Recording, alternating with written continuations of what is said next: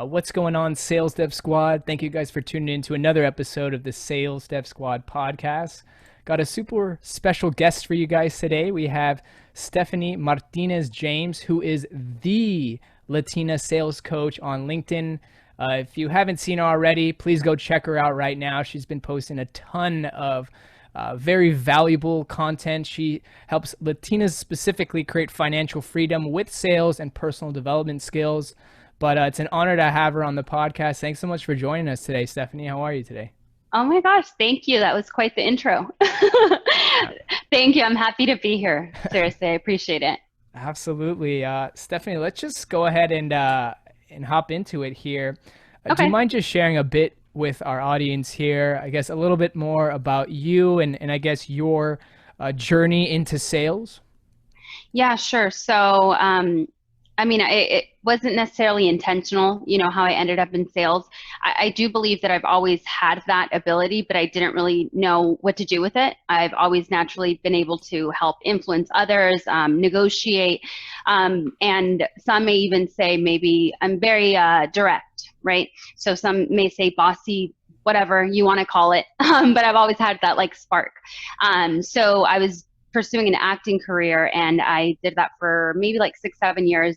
Went okay. It wasn't, obviously I wasn't a big hit, but a lot of that is just because it just became something I wasn't passionate about anymore. It was almost like I was just chasing something that wasn't really making me happy. So I started pursuing other things. I started looking around, observing in my life, like what I really needed to change in order to make money. That's really what it came down to. So I ended up applying for a job via Facebook. A girl put an ad up saying about how she needed sales reps, and it was commission based. I said, I'm up for the challenge. I'm not making much right now anyways. And I don't know, it was just something it was really a gut instinct that just told me to go with it. I basically applied for it, and then I landed a sales gig for a loan consolidation company. It was brutal. It was cold calling every day. I did that for like 4 months, made zero money. It was terrible. But you know what? I learned a lot there. And because I kind of had tough skin going through that, then that was what allowed me to then be successful in now the other industries I've worked in.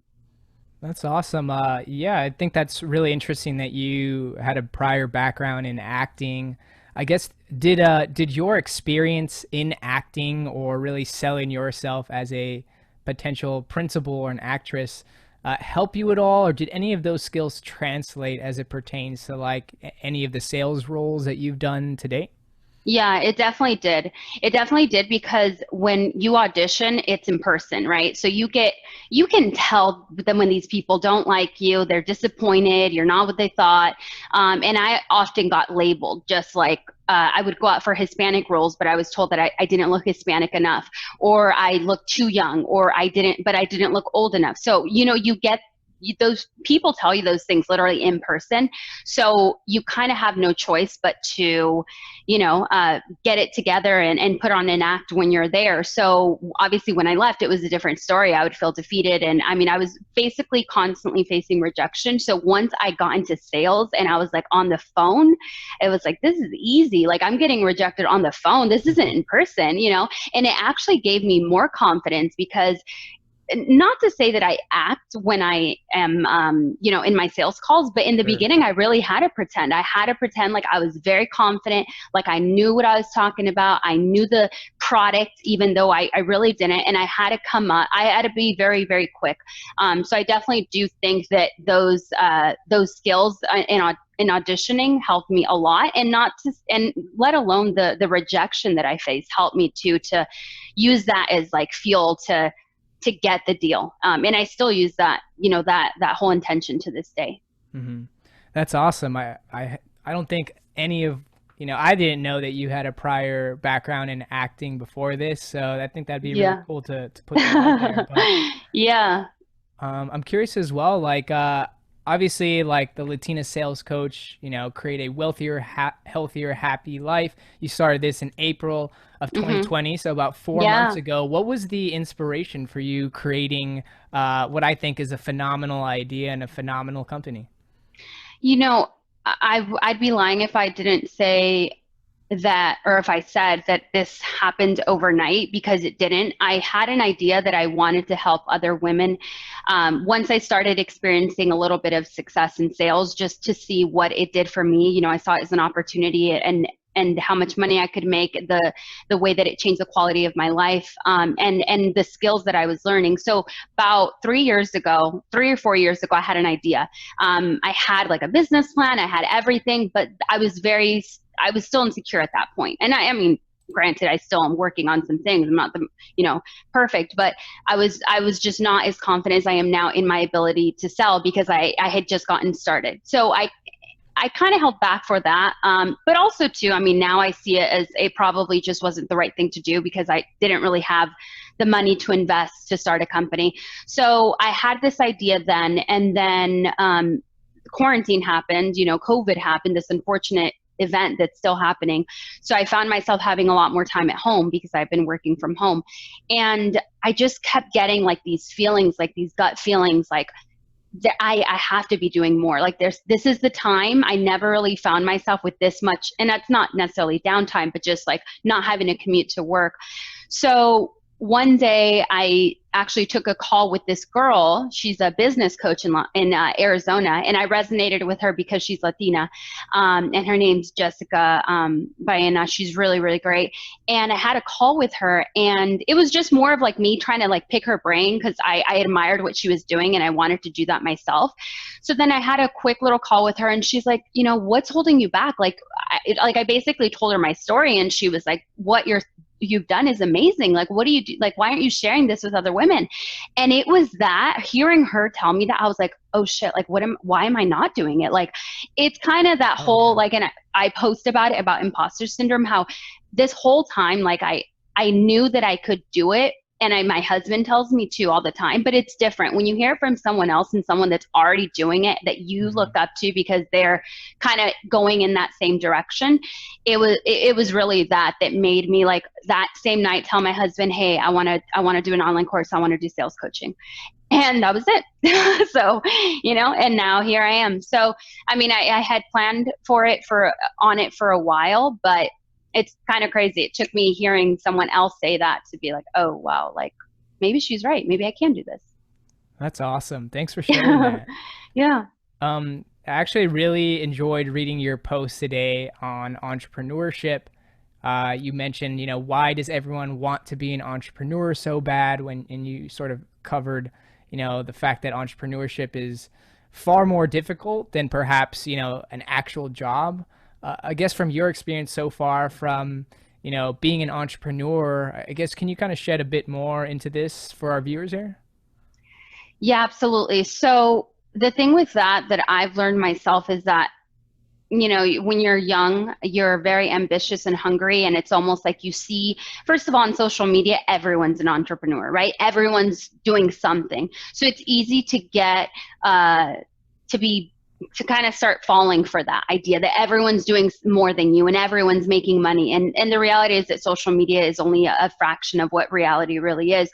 So for me, posting that was something that I experienced for a while, that my husband and I actually had some very, very ambitious entrepreneurial dreams. And we went for it. We lost a lot of money because we were almost like trying to prove to ourselves, like, we can do this.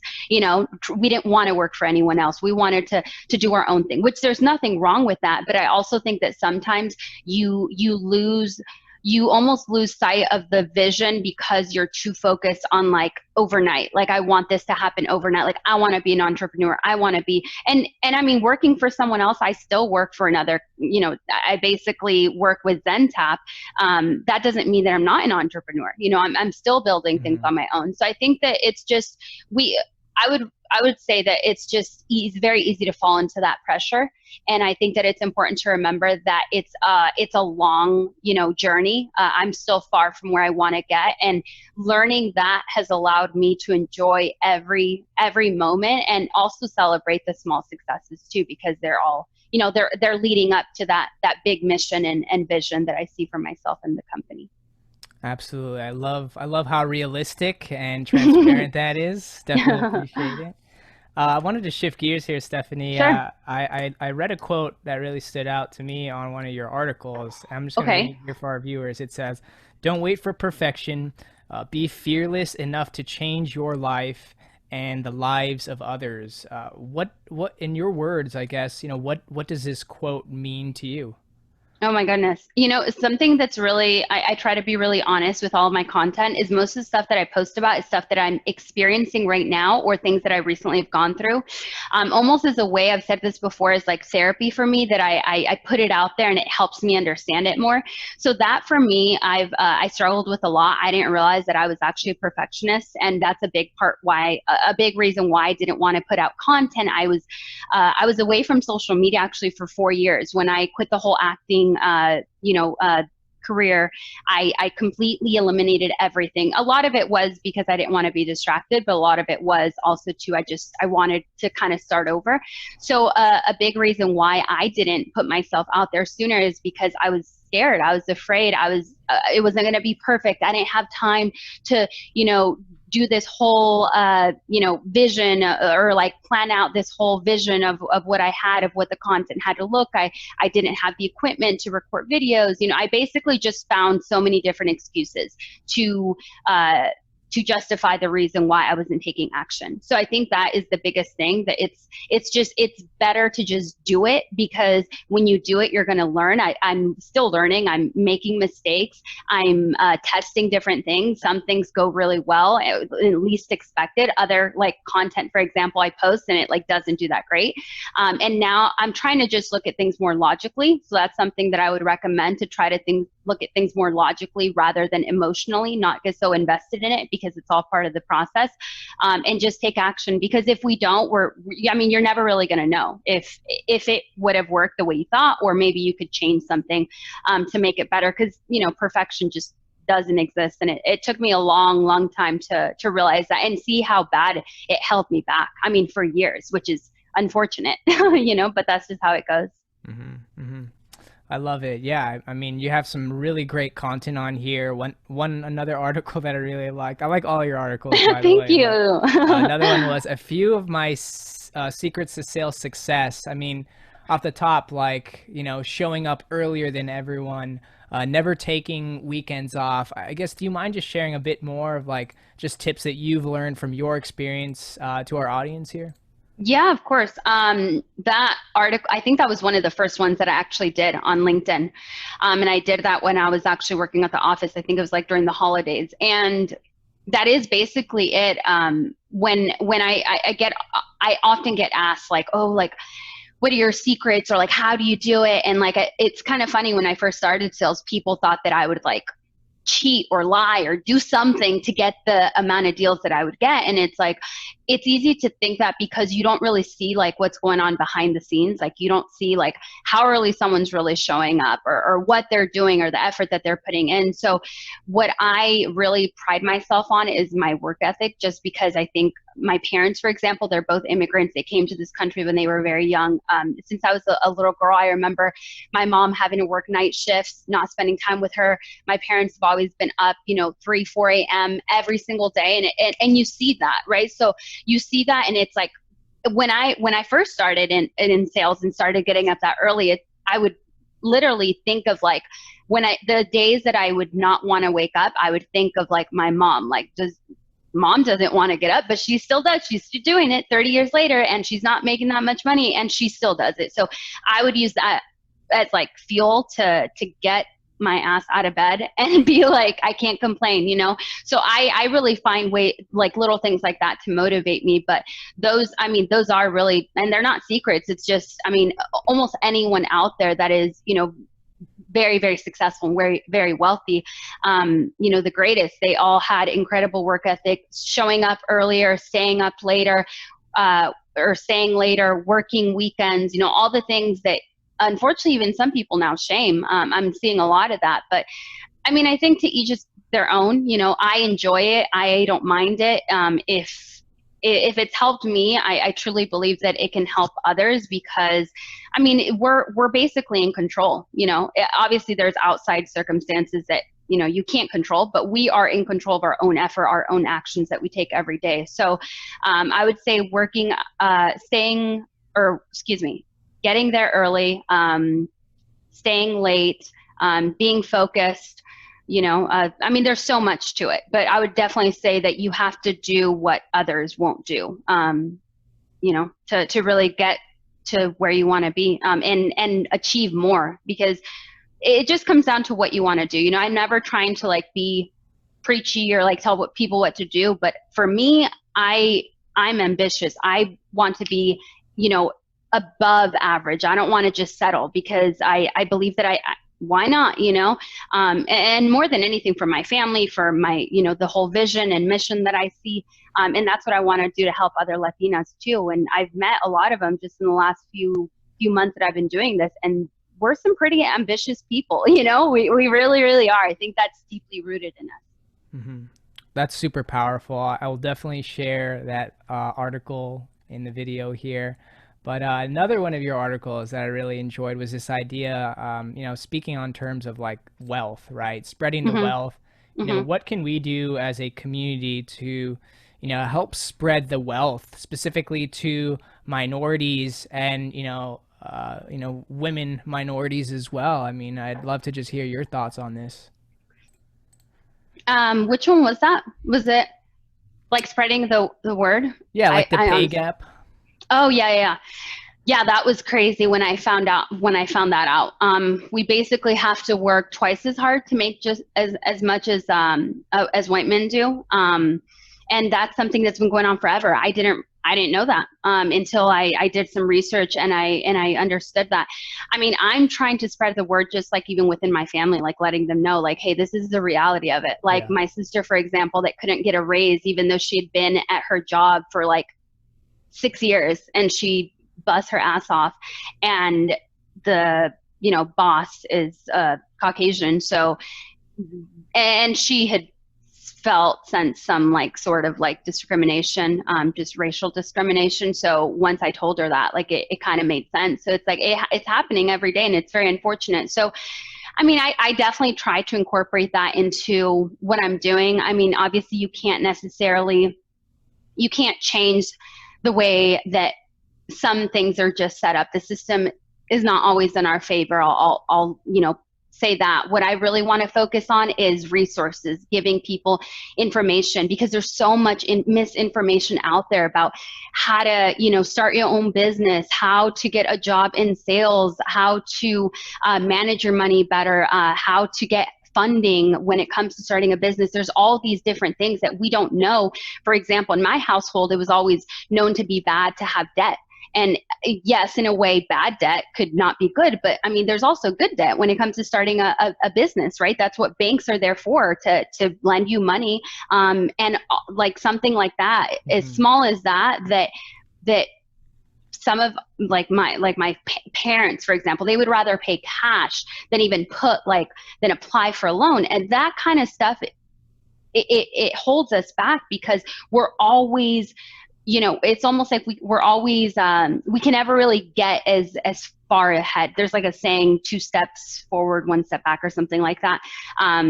So, I mean, my vision, just so you can get a better understanding too, my vision with Latina Sales Coach is that one day, 1 million Latinas will pull resources to make economic, political, and climatic changes that improve the world for all people. So resources can be money, it can be information, it can be, communities coming together and collaborating. There's all these different things, but I'm no economic expert. I can't, sit here and say that I am, and I can give you the ins and outs of the pay gap. But what I can tell you is that I know that it's real, because I have seen it firsthand with my own family and people that I know.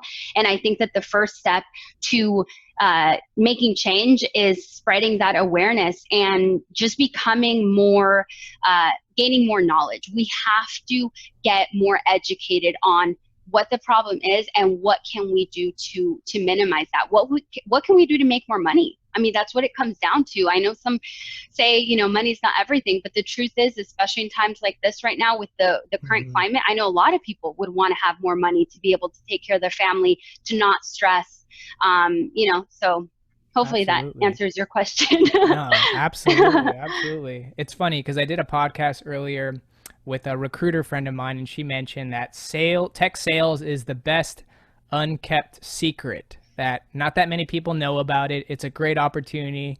Obviously, you and I both know. What steps can we take to help more minorities, more women discover, and like you mentioned, educate themselves on the opportunities that will be available even in a post-COVID world to make upwards of six figures, or even just equip them with the knowledge to start their own business or become an entrepreneur themselves? I would say the biggest thing is to not judge someone based off of them not having experience, because I technically didn't have any sales experience. They basically hired me on just because of granted, the first sales company I started with was Sure. they were a startup, right? They didn't even make it. But even after that, every other position that I've had, I've been blessed enough to have people that take a chance on me. And this is actually something that I'll just add to give you some context here. When I started I don't know, like my second sales job, I guess, when I really started to make some money, or basically the first job that I had when I made six figures. And I was going from broke, like not even being able to pay rent till six figures in my first year. So that was a big deal for me. That company, one of the partners at that company, and he's going to laugh if he sees this, but it's the truth. He saw me along with my husband and then my husband's friend at the initial sales interview, and he went to my husband, you're going to do great. Like, we know your track record. He went to my husband's friend, like, I've heard you're a beast in sales, like you're going to do good. And then he looked at me and he was like, he's like, we'll see how it goes. Like, he said that. And so for me, I was just quiet. I was like, in my head, I was like, I got this, like, I know, like, and that for me, it fuels me. Like, I don't mind, like, doubt me all day, because I know that I'm going to prove you wrong. So then, a few weeks went by, and then he realized, like, shit, like, and I've been like the top producing company, or producing agent, excuse me, in both companies that I've worked with. He's still a partner with Zentap right now. And we laugh about it all the time, because it's like, see, you doubted me, and it's Sure. easy for people to doubt someone, especially women, and I won't say it's easy, but it's common for people employers to doubt women based off of the way they look, based off of their experience, based off of their lack of sales Anything. experience, anything. They'll look at anything. So I would say the biggest thing is, take a chance on someone that is obviously they have to have a track record, right? If they show the motivation and the desire to learn, women are the best salespeople there is. That's what it comes down to. Every company, even right now, most of the women are the top sales agents at Zentap right now, because we have that gift. We have intuition. We have patience. We can be, firm and direct if we need to, without coming off too pushy and salesy. We have those natural abilities and consultative approach. So I would say that we really, really collectively just need to invest more resources into women, into sales, because sales is the root of every business. That's basically what decides whether your company makes it or not. So I would say just to not judge, based off of not having experience, because it's something that anyone can learn if they have, the desire and, of course, the willingness to do so. So powerful. Thank you so much for sharing that, Stephanie. No worries. We always like to end off the podcast with this question here. For anyone listening to this video who maybe wasn't even thinking about a career in sales, but they've been inspired by your words here. Obviously, it's a tough recruiting market right now with COVID-19. Yeah. What tips do you have for them? I would say, just go for it. What's the worst that could happen? And I would say that there's still a lot of opportunity right now because of COVID, because companies are struggling. They're looking for people that are motivated. They're looking for people that are going to be able to be successful in this, in this current environment. So I would say just to go for it. And that's all you can do. If you don't try, you're never going to know. And I would definitely say that don't let the fear of a no, stop you, because when it comes down to anything, I always say this, with sales, everything in life is a sale. You know, you have to sell yourself, first of all, that you can even do it. You have to sell yourself on the fact that you will find a sales job. I'm very, very, I would say, passionate about manifestation too, because that's a big way that I've manifested a lot of stuff into my life. So I would say that it all starts with your mindset. And if you don't think you're going to be able to get a job in sales, you probably never will. And that's just because that's how the world works. Absolutely. Really nothing to lose at this point, right? Exactly. I mean, what's the worst that could happen? And the best that could happen is you get a job in sales and you make a lot of money, and you know, worst case scenario, right? Exactly. Stephanie, it's been an honor having you on the podcast today. If anyone listening out there would like to reach you directly, either for coaching, any questions, where is the best place to reach you? Sure. So my email is stephanie@latinasalescoach.com. You can also check out my website if you're looking for coaching or just some inspiration and some additional information in what I do, latinasalescoach.com. And I am on all social media platforms under Latina Sales Coach as well. And then my personal LinkedIn, where you found me, Stephanie Martinez-James. Awesome. Thank you so much, Stephanie. Really appreciate your time today. Sales Dev Squad, please reach out to her, connect with her at the very least. She has a lot of great free content available that I find extremely valuable, and I'm sure you guys will too. But Sales Dev Squad, thank you guys for tuning in to another episode, and we will catch you guys on the next one.